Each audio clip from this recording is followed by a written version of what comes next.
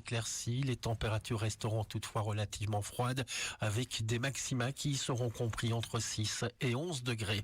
C'est la fin de ce flash. Merci de nous suivre. Très belle matinée. Les Francopholies de Spa présentent la reine Elena en concert le dimanche 26 juillet. À l'affiche le même jour, Matt Pokora, Moziman, Kyo, Marine, Axel Red, Camille Mbé et bien d'autres. Les Franco, ta dose de fête et de musique cet été, avec culture.be et la Fédération Wallonie-Bruxelles.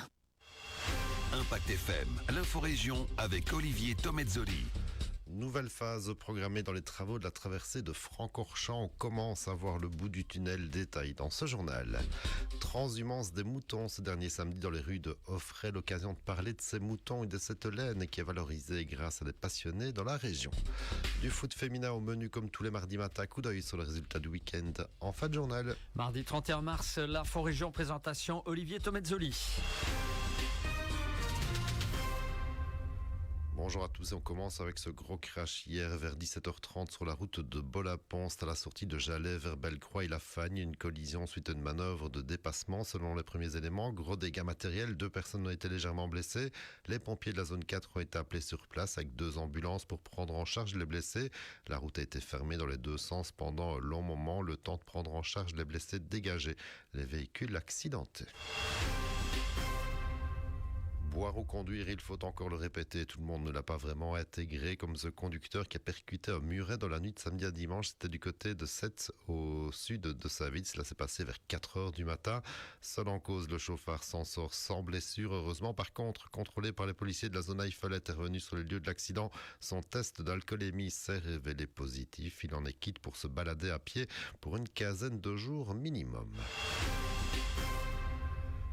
C'est bientôt la fin de la très très longue galère pour les habitants de Francorchamps et les conducteurs qui comptaient traverser le village depuis de très longs mois. Les travaux avancent lentement certes, mais ils avancent. Ainsi qu'on a appris via les réseaux seulement hier que la couche d'usure allait être placée dans les jours prochains sur l'axe entre le rond-point du Trouénet et le carrefour avec la nationale 622 qui va vers la Haute-Levée, ce qui appliquera pendant 3 jours la fermeture complète de la rue de Spa dans les 2 sens. Couche d'usure qui devrait être placée les 14, 15 et 16 avril sous réserve des conditions climatiques.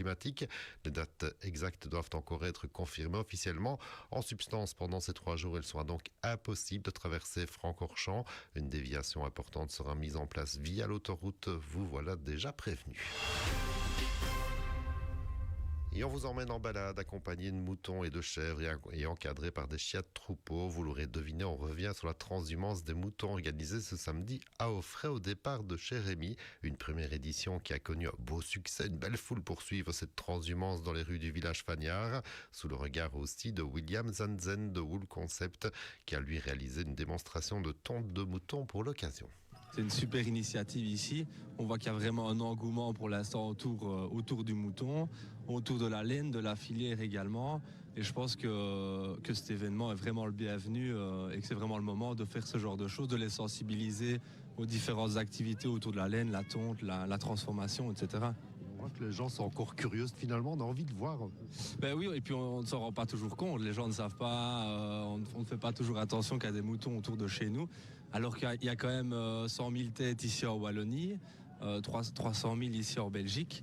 Et les mettre un peu ici en avant, je trouve que c'est quand même génial, ouais.